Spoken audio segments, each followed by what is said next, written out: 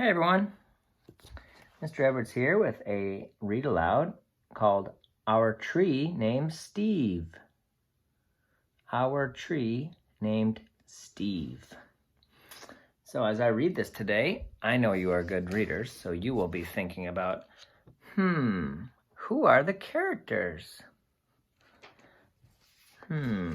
What is the setting? And what is the sequence? What happens in the beginning, middle, and the end? Will there be a problem? Will there be a solution? Let's read to find out and see if you can figure out all those things while I read. Our Tree Named Steve.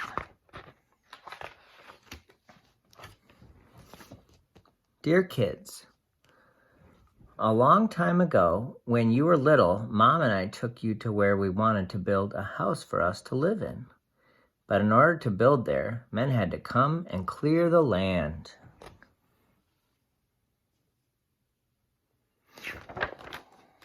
So that was a letter from Dad to the kids. He's telling them, or he's writing to them. I remember there was one tree, however, that the three of you couldn't stop staring at. Adam thought it was crying. Lindsay said it looked nervous. And Sarai, who was only 2 years old, couldn't pronounce the word tree and called it Steve. I love you, Steve, she kept saying. And then Adam and Lindsay started saying it. And before too long, Mom and I got the hint and asked the builder to please save Steve. So there's the big tree named Steve. The day we moved in, Steve was there to greet us.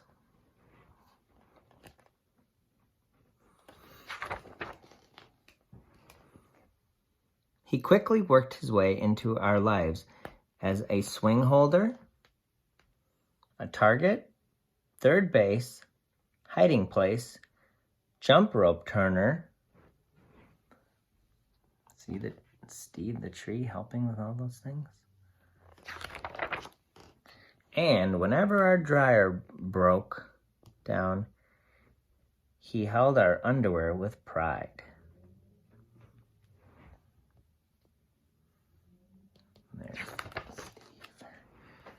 Yes, right there in the center of our yard, this weird-looking tree grew to become the center of our outdoor life. Through all our barbecues, campouts, dance parties,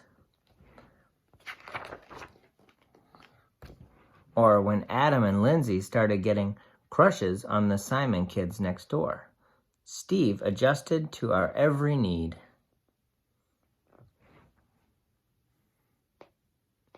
Can you find Steve? Remember, Steve is the name of the tree. The big tree is named Steve. It wasn't always easy. Standing tall through snowstorms in the winter,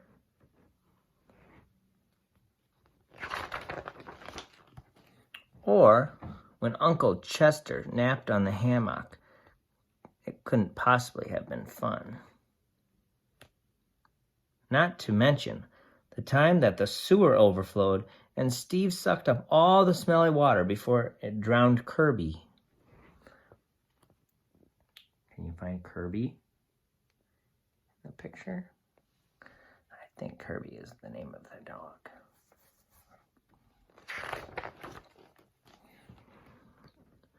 And then got so sick himself that the tree doctor had to give Steve a haircut that made him look like a big thumb.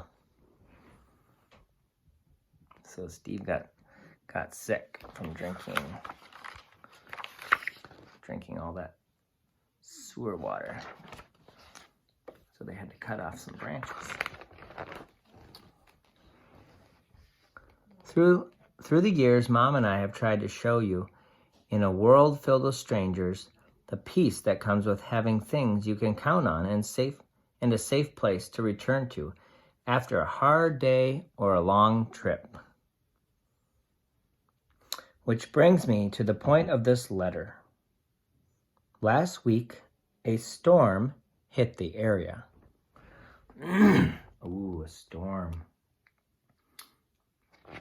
What happens during a storm sometimes to trees?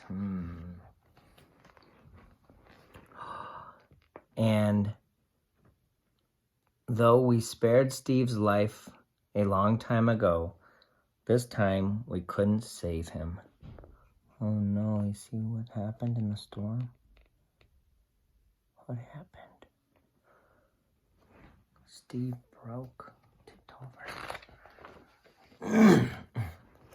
Are we sad? Sure we are. But even in his final moments, when he could have fallen on our house, Sarai's swings, Kirby's house, or Mom's garden, Steve performed his last trick and protected all of us to the very end. And friends like this are hard to find.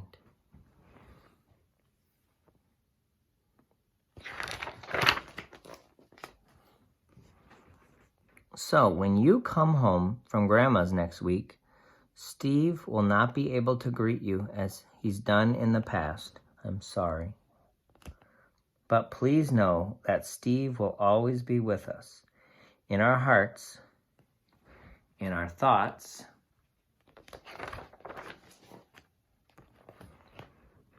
and in a different tree at the other end of our yard. See you next week. Love, Dad. Oh, very cool.